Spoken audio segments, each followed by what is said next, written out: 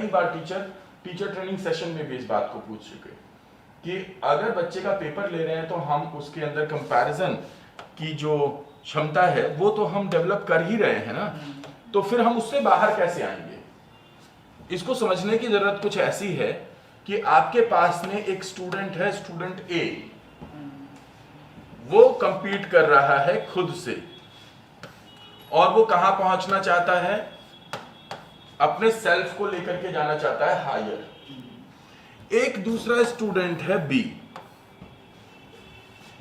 उसका स्तर यहां पे है और वो भी कंपीट कर रहा है अपने आप से और वो लेकर के जाना चाहता है अपने आप को ऊपर, right.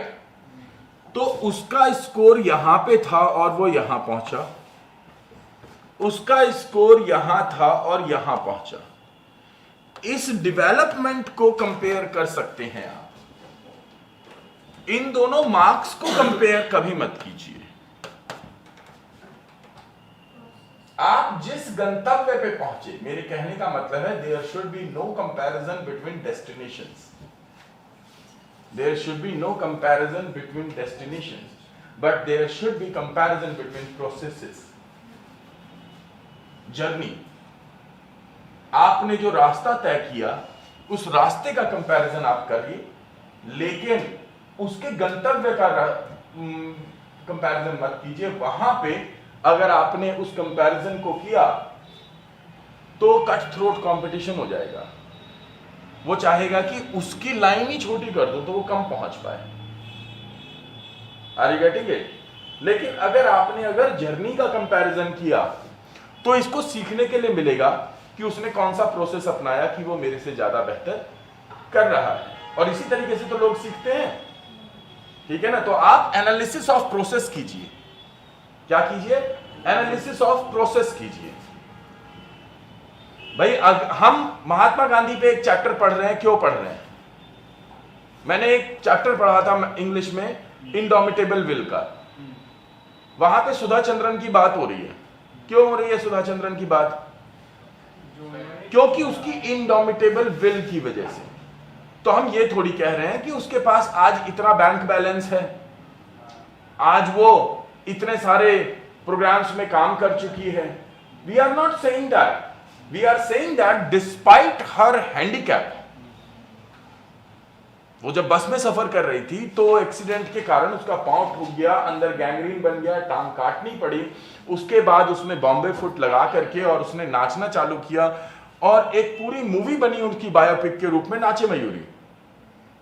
And today she is the one जो कि प्राइम मिनिस्टर को और प्रेसिडेंट को लेटर लिखती है और कहती है कि भाई मैं जब भी एयरपोर्ट पे जाती हूं तो मेरे को बहुत लंबा प्रोसेस लगता है ड्यू टू माई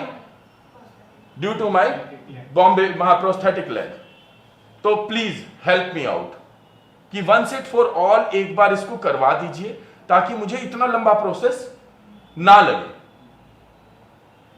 और प्राइम मिनिस्टर और प्रेसिडेंट दोनों सुन रहे हैं क्योंकि पूरा सारे न्यूज़पेपर्स उस बात को कवर पे लिख रहे हैं। तो ये इतनी बड़ी बात है, यानी कि डिस्पाइट हर हैंडीकैप कहां वो पहुंची है।